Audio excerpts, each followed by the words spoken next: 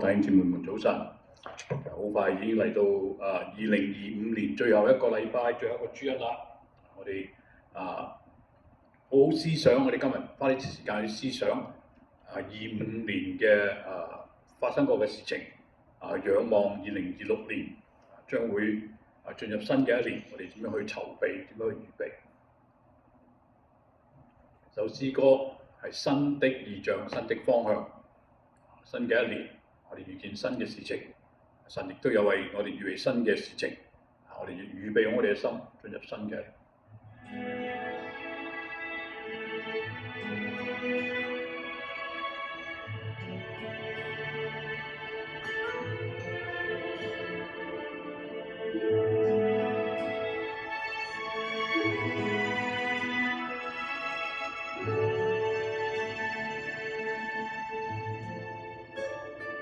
有敬拜的声音发出，从最高山到海洋深处，神的儿女要唱一首新歌，我们神要做新事，旧的事都已经过去，在基督里一切都要更新，新的眼界，新的意象，新的故事，新的方向，春雨要有渴望呼喊荣耀的主，我愿你来，天要张开，恩高倾倒下来，神国度的荣耀彰显，全地都要渴望呼喊荣耀的主，我愿你来。圣灵引领，看见新的意象，你要做新的事在我们中间。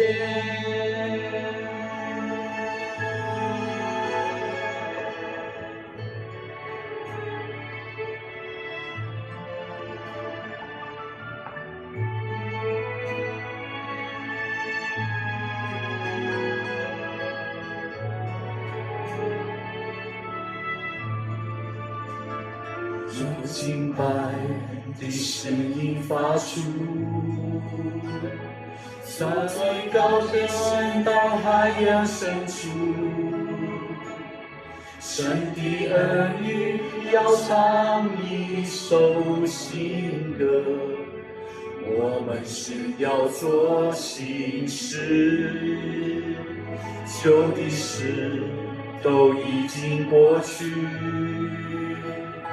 在基督里一切都要更新，新的眼界，新的意象，新的故事，新的方向，全地都要渴望呼喊荣耀的主，我愿你来，门要敞开，恩典倾倒下来，神国度的荣耀彰显，全地都要渴望呼喊荣耀的主，我愿你来。圣灵引领，看见新的意象，你要做新的事在我们中间，全地都要渴望呼喊荣耀的主，我愿你来。要敞開，恩膏傾倒下來，神國度的榮耀彰顯，都要呼喊，榮耀的主，我願你來，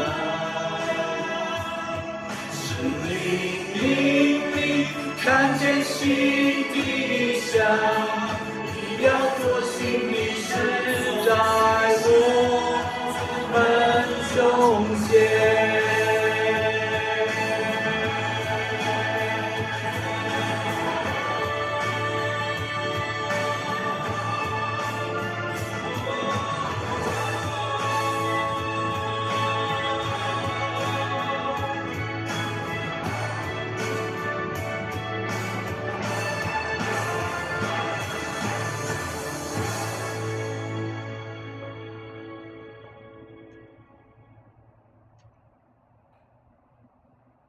上個禮拜同大家分享，我哋要在冇盼望當中盼望，未見到事情嘅時候，我哋就要相信，呢個係我哋信仰嘅根基，亦都係我哋能夠相信我哋嘅神供應、支持、保護我哋嘅盼望。下首詩歌就係盼望，希望我哋能夠喺新嘅一年當中有盼望，上帝為我哋做新事、做大事。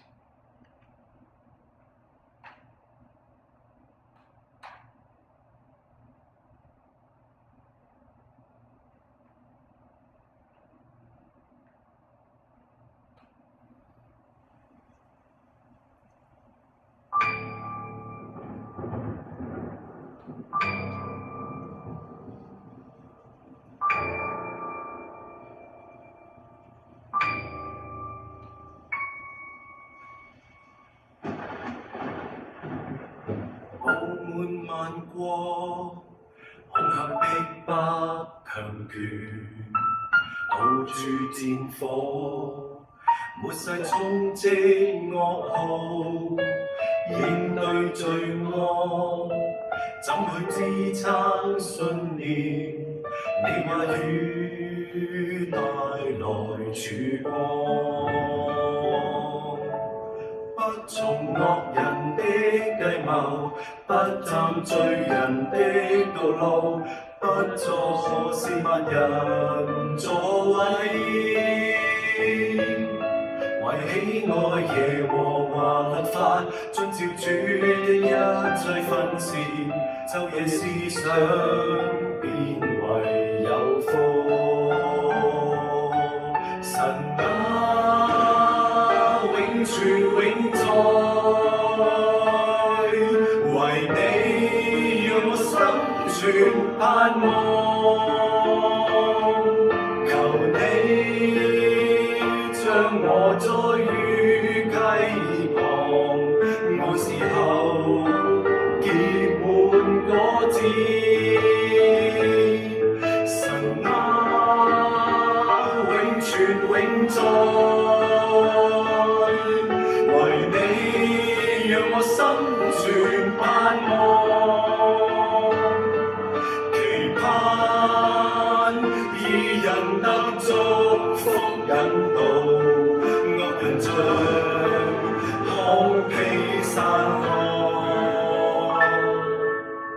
決意立志遵照恩主命令，靠你指引，越過荊棘試煉，按你律法堅固應許信念，再踏上永恆路徑。你話語永存盼望。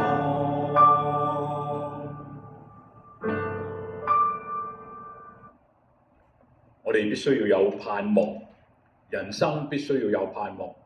當我哋冇盼望嘅時候，人生就會好孤寂，就好似死水一潭。我哋需要有盼望，我哋先有掙扎生存嘅勇氣，我哋先有向前走嘅力量。所以我哋需要有盼望。喺新嘅一年，我哋更加需要存着盼望嘅心去面對新嘅一年。咁啊，讀嘅經文係馬可福音13章3到23節。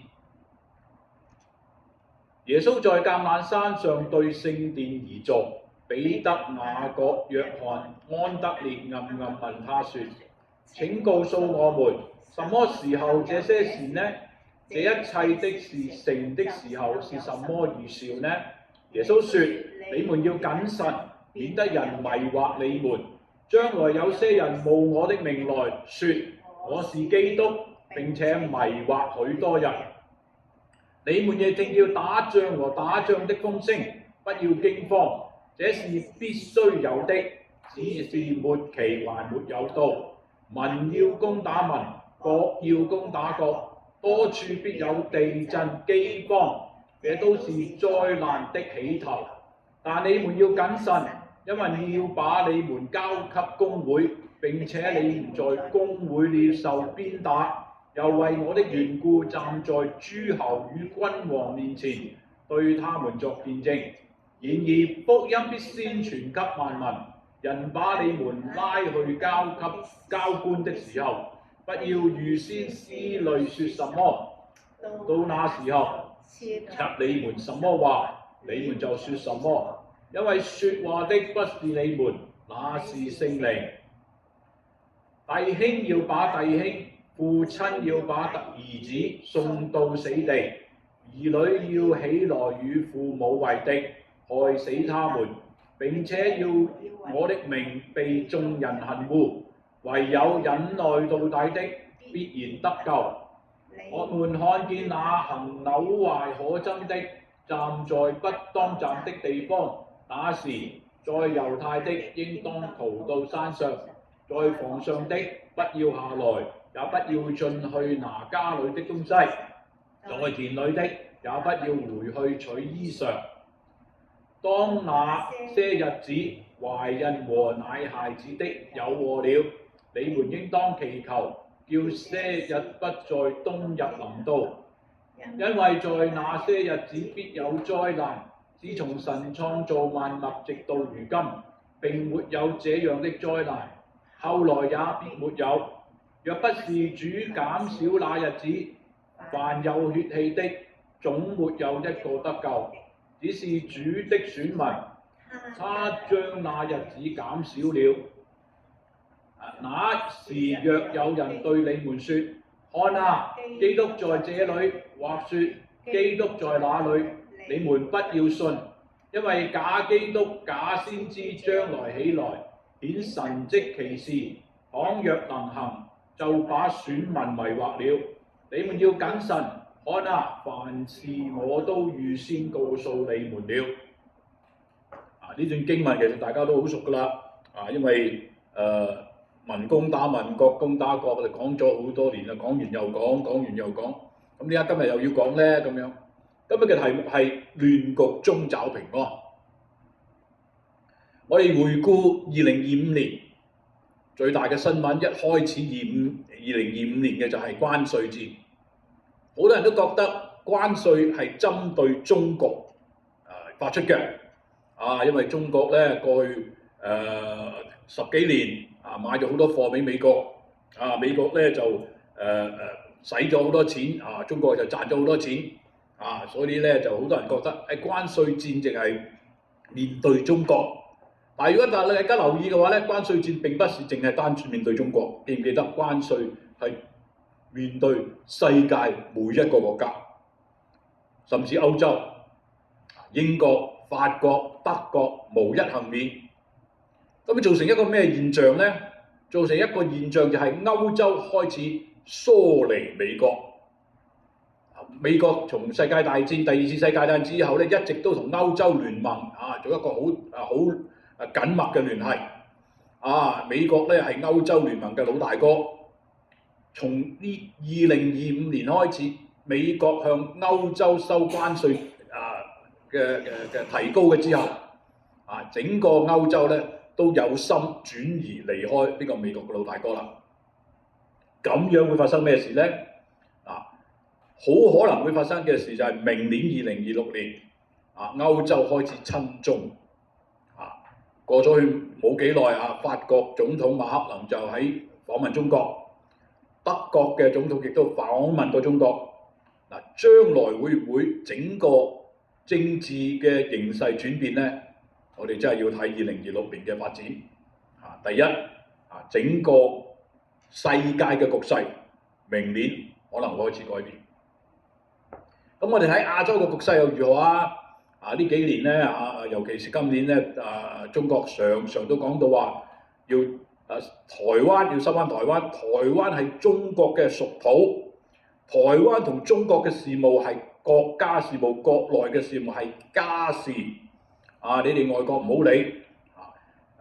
其實咧呢件事講咗70幾年嘅，老實講從共產黨即係佔領中國台灣嗰個國民黨退守台灣之後咧，就一直話講要收復台灣講咗70幾年。但係會唔會發生呢？以前咧中國就冇咁嘅軍事能力嘅。經過台灣海峽要登陸台灣係一件非常難嘅事。但係而家咧，而家唔同啦喎。如果你早2個月前係嘛，大概2個月前睇中國嘅閱兵嗰啲導彈分分鐘咧喺中國大陸就可以射到去台灣嘅，根本就唔需要飛機都唔使嘅。當然啦，飛機飛過去就更加啦，而家啲飛機咁先進。所以而家中國係有咁嘅力量係去收復台灣嘅。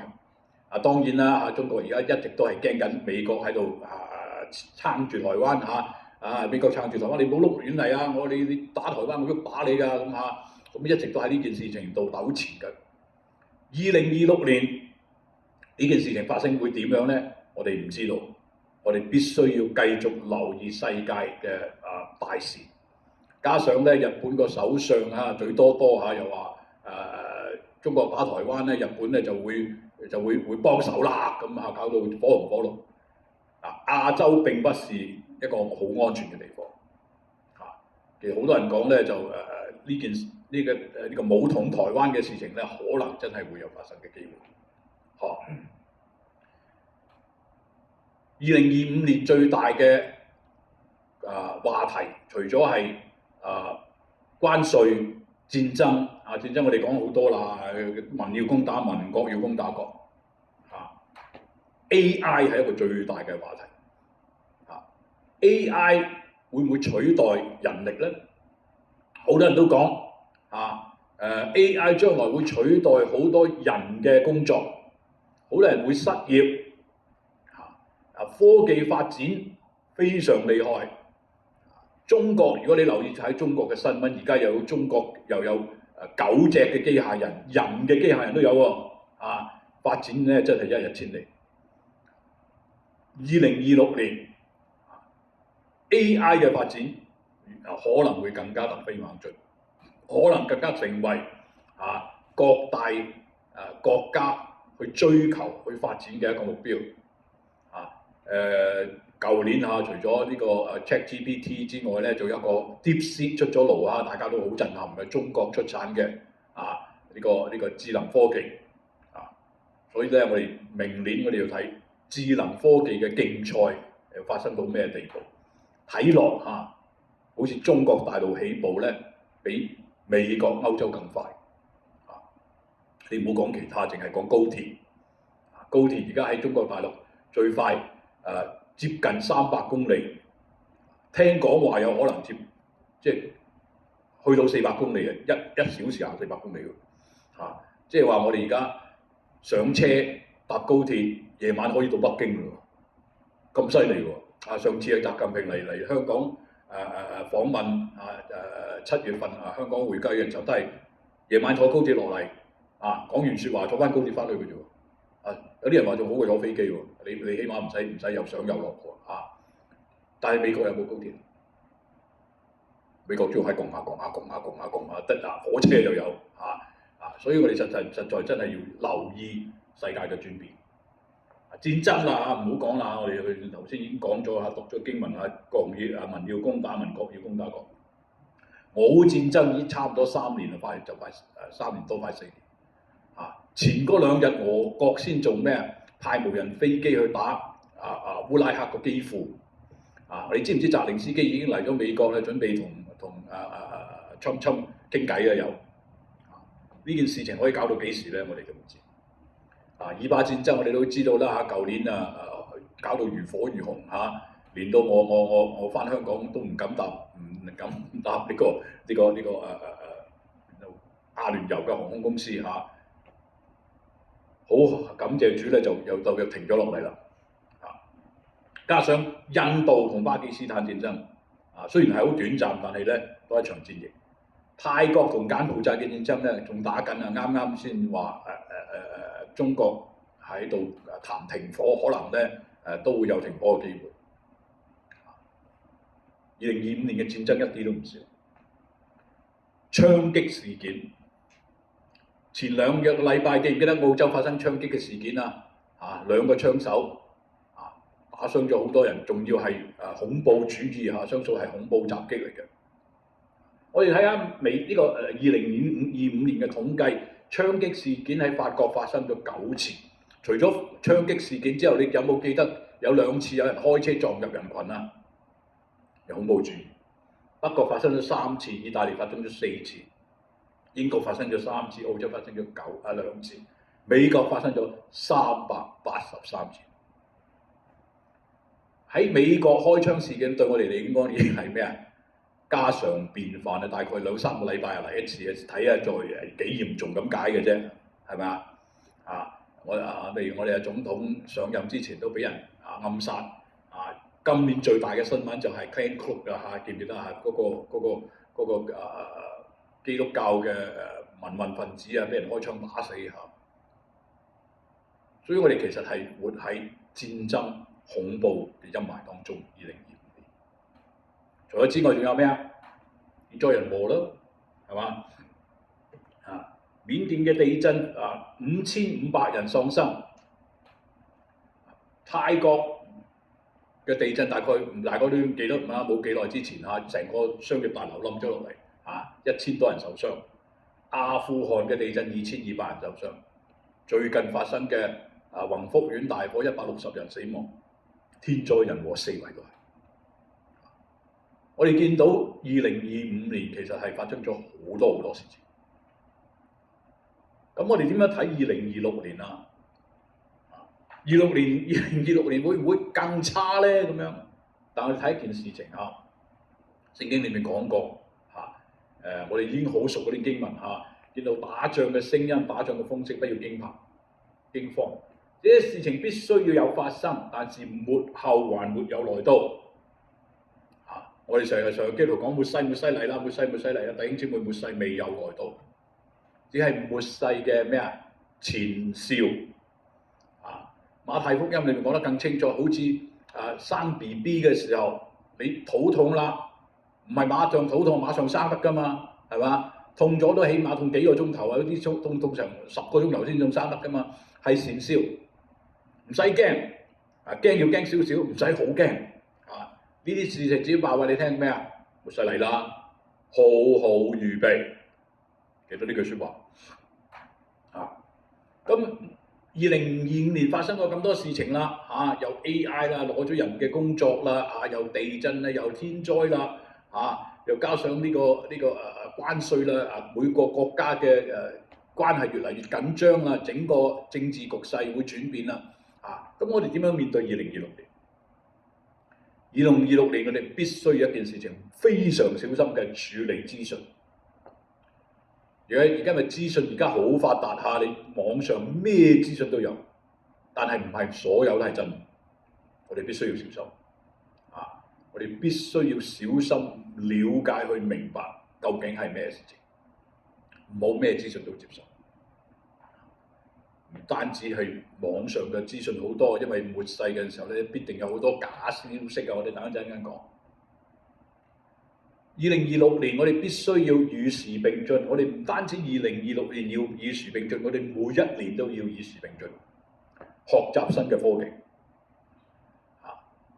年青仲做緊嘢嘅 AI 係最新嘅科技，會更多嘅更新嘅科技，你必須要學習，必須要充實自己。淨係有知道現在嘅係唔足夠。如果你真係話驚被淘汰嘅話，你哋好好地學習科技。退休嘅年長嘅弟兄姊妹們啊，我哋需要學習新嘅科技。點解啊？我曾經講過，自從Covid 之後，所有嘅嘢90%都係網上聚會嘅。我哋嘅粵語小組喺網上聚會，我哋嘅喜樂小組喺網上聚會。我哋甚至有時主日學，我哋都可以喺網上聚會。你唔識得用 Zoom， 你唔識得用 WhatsApp， 你就冇辦法網上聚會，你就冇辦法聚會。好多教會已經唔實體聚會㗎啦，佢唔會開幾個鐘頭車或者開半個鐘頭車翻到教會大家傾偈，甚少唔係冇。甚至係我哋嘅長輩，我哋要學習新嘅技巧技術。你啲孫仔同你講嘅時候，你牛頭唔搭馬嘴，你唔知佢講乜，佢又唔知你講乜，佢就唔想同你講嘢。所以我哋必須要學習新嘅，不斷嘅成長，不斷嘅學習，千祈唔可以倒退。喺呢個年代係絕對唔可以倒退。最後當然要關心世界嘅改變。點解要關心世界嘅改變啊？因為世界嘅改變話俾我哋一件事情，就係咩啊？末世來到。點解要小心處理資訊呢？聖經裏面講到頭先馬太福音已經講咗，馬可福音已經講咗若有人對你們說看基督在這裏，或說基督在那裏，你們不要信，有好多假嘅消息。因為假先知、假基督要起來，用神蹟奇事迷惑好多人，連選民都被迷惑。你小心喎！你唔好諗住你係基督徒我就乜都信喎。你千祈唔好見到個牌動住基督教你就衝入去喎。唔好睇到啲信息係講基督教嘅信息你就聽喎。你哋必須要咩啊？分辨。點樣分辨啊？有啲人問講嗰啲即係認假鈔嘅嗰啲 FBI 認假鈔嘅人，佢哋點樣認出假鈔？咁多嘅假鈔咁多唔同類型嘅假鈔。FBI 嗰個即係專去認假鈔嘅嗰批人咧，就係講話我唔會去學認假鈔嘅，我只會去用真鈔。我對真鈔嘅認識到一個地步，假鈔一經我手我就知道係假㗎啦。所以弟兄姊妹，我哋必須喺2026年讀經祈禱，認識真理，參加小組。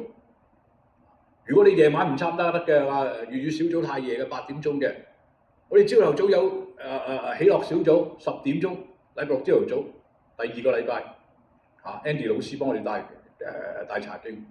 你唔係嘅唔得嘅，禮拜日留低參加主日學11點到12點，大概11點到11點半到11點到11點半，最多9個字嘅啫。但係你一定要學習聖經，因為你明白真理嘅時候，你就唔會被人欺騙。你唔明白真理嘅，你知一半唔知一半，你知啲唔知啲嘅，你一定被人欺騙。因為末世嘅時候，我哋講到咩啊？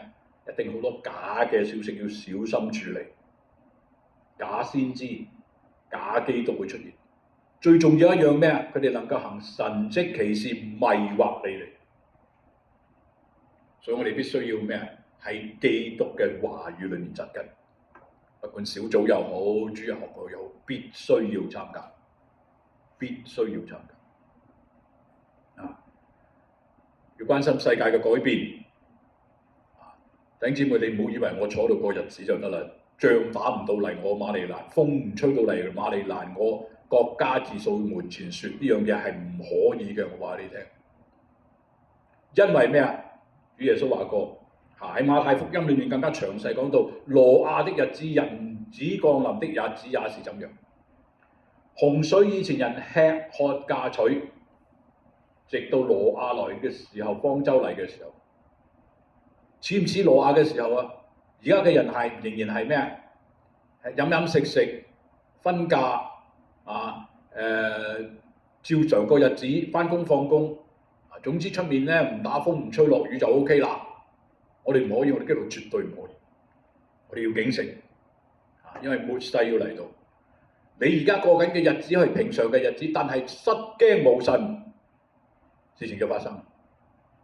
因為主耶穌繼續喺後面講，馬太福音講到，所以你們要警醒，因為不知道你們主在哪日來到。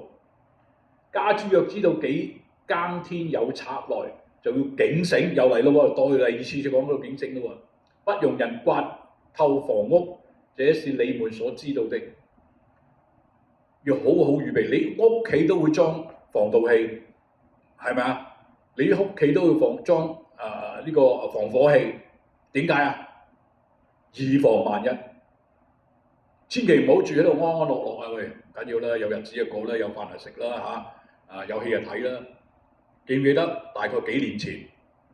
好幾年前啊，我同大家分享過一個題目叫居安思危。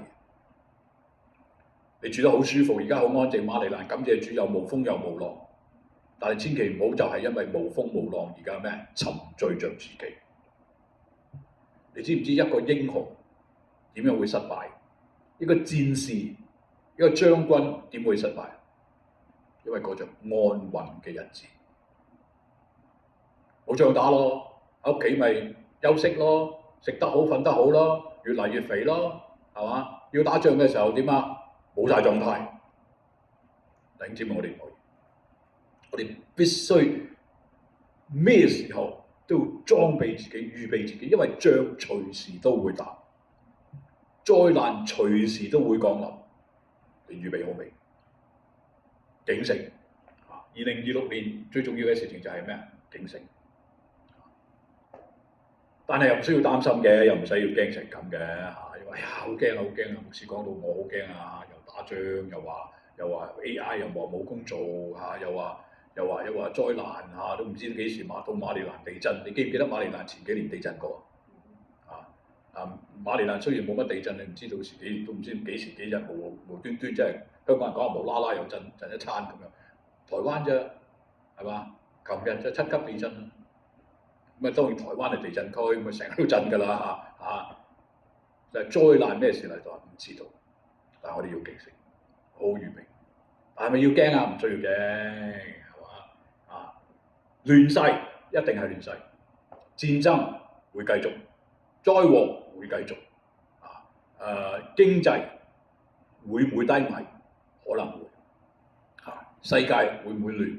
可能會，但係呢一切都唔重要，點解啊？因為主耶穌講咩啊？係約翰福音佢話：我要留平安給你們，我將平安賜給你們。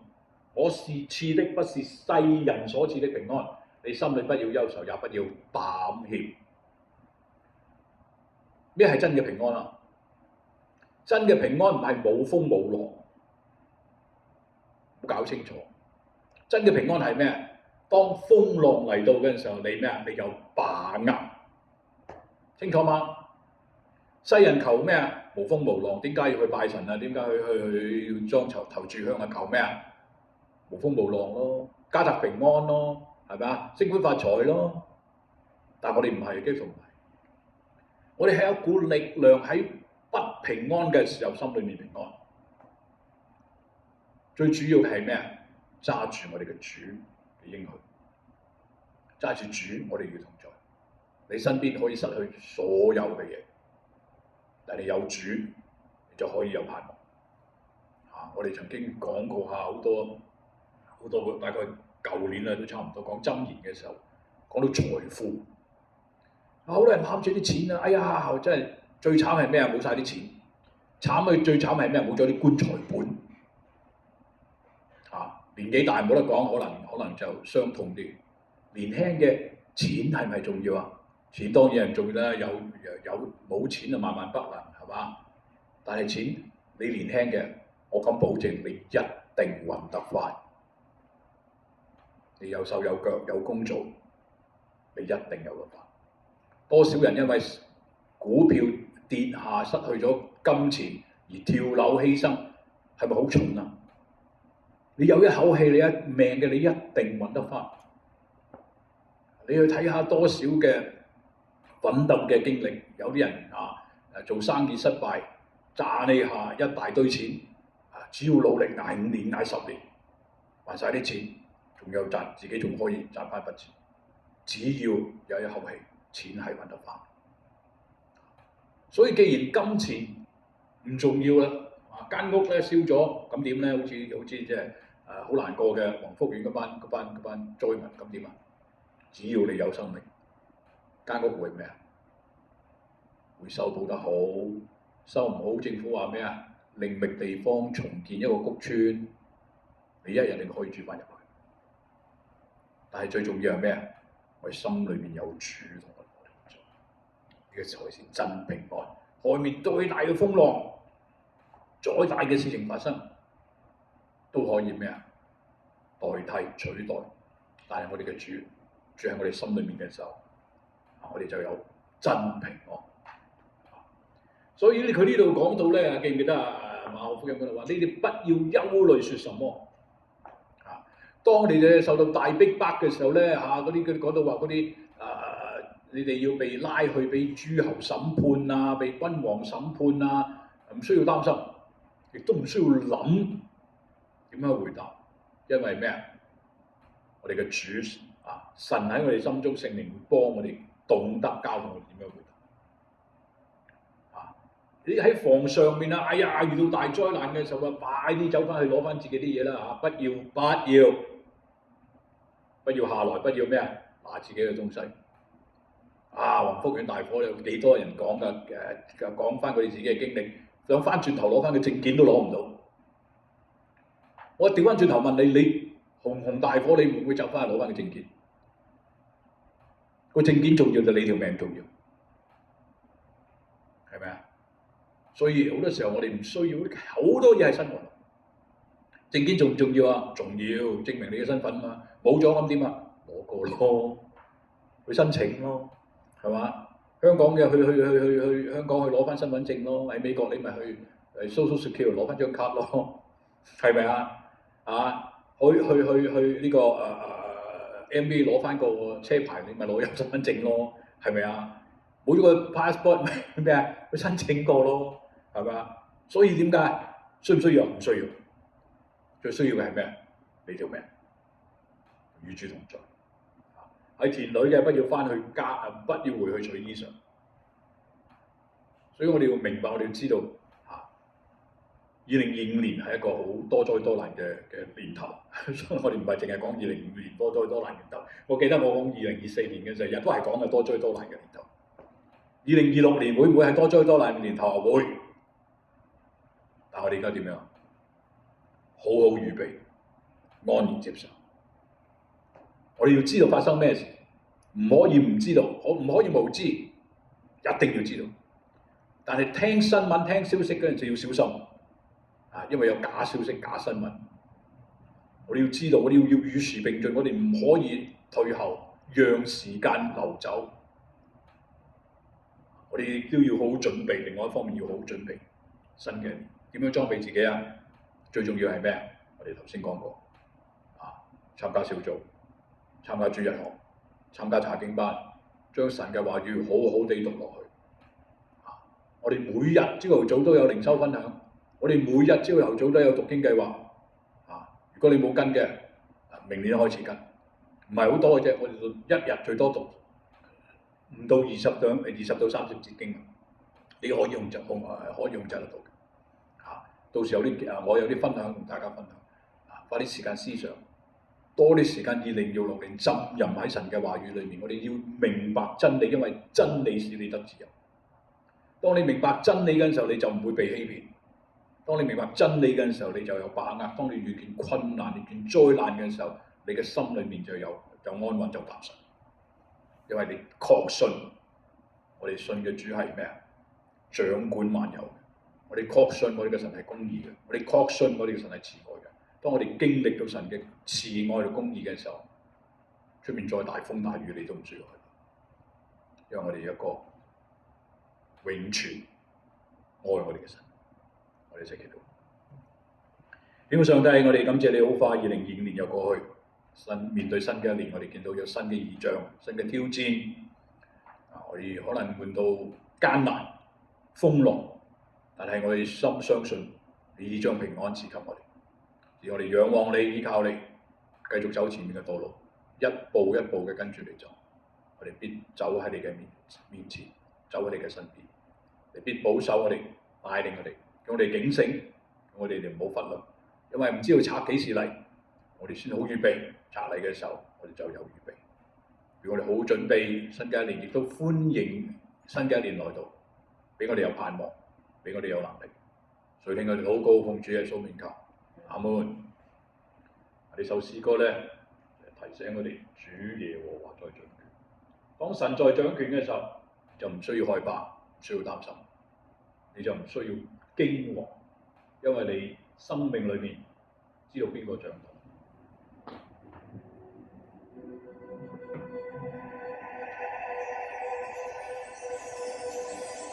主耶和華，我的神，我的王，我的心要依靠你，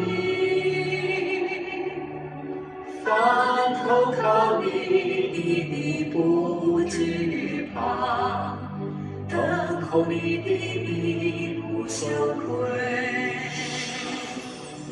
主耶和華，我的神，我的王，我的心要依靠你，凡投靠你的必不懼怕，等候你的必不羞愧。願你的崇高過於諸天，你的榮耀高過全地，你統管萬有，你治理列邦，萬國萬民都敬拜你。你是那獨行其事的神，在你沒有難成的事。我心要堅定，我口要歌頌耶和華神的掌權。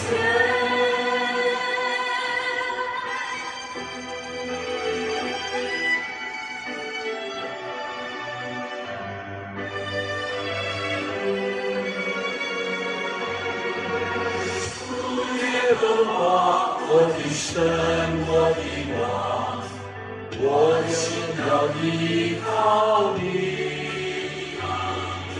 凡投靠你的必不懼怕，等候你的必不羞愧。你的崇高過於諸天，你榮耀高過全地，你統管萬有，你治理列邦，萬國萬民都敬拜你。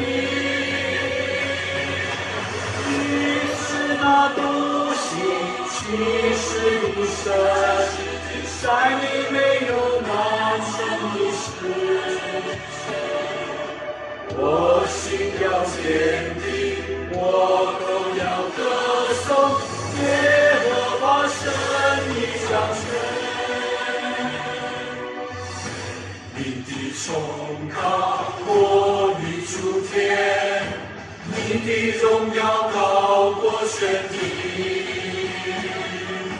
你統管萬有，你治理列邦，萬國萬民都敬拜你。你是那獨行其事的神，在你沒有難成的事。我心要堅定，我口要歌頌耶和華神的掌權。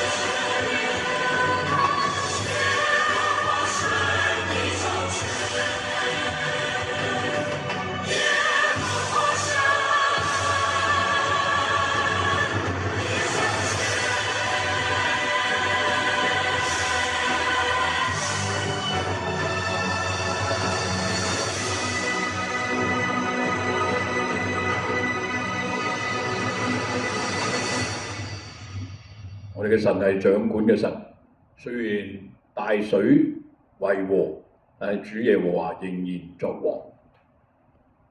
我哋就起立唱三一頌。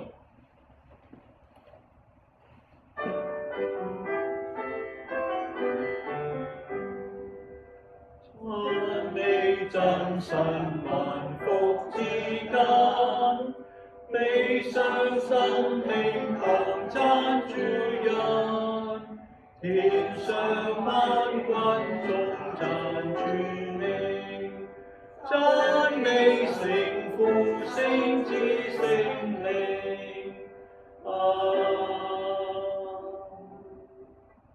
同領受上帝嘅祝福，願我主耶穌嘅恩惠、父上帝嘅大能、聖靈嘅團契同溝通，常與眾人同在，同今時直到永遠。阿門。清楚。講我哋又讀緊詩篇啊，我哋繼續讀詩篇，讀到102篇啊。輕鬆鬆學英語呢個禮拜呢個月係30號聚會啊，下個禮拜2應該係下個禮拜。你繼續為宏福院嘅災民禱告啦嚇。頭先講咗啦，天災人禍啊，啱啱發生，好似係琴日啊，台灣地震啊，7級地震啊。咁烏克蘭俄軍仲用無人飛機打烏克蘭，會打到基輔啊首都啊，求神即係保守盼望。明年就唔可以期望即係和平得去邊㗎啦嚇，但係即係求神保守你嘅心懷意念。有冇其他代禱事啊？我哋做咗結束禱告。天父上帝，我哋感謝你，2025年又到最尾聲，仲有幾日進入新嘅一年。新嘅一年我哋有新嘅盼望，有新嘅旅程。雖然我哋知道路不容易走，但係靠着你，我哋仍然走過。我哋唔求一條平坦順暢嘅路，我哋只求有能力經過我哋嘅荊棘嘅道路。雖然荊棘滿途，我哋睇到你嘅恩手帶住我哋走。我哋經過每個艱難嘅時候，我哋都感受你嘅同在。保守弟兄姊妹回家腳步，亦都俾我哋新嘅一年有新嘅體驗。垂聽禱告，奉主耶穌嘅名求，阿門。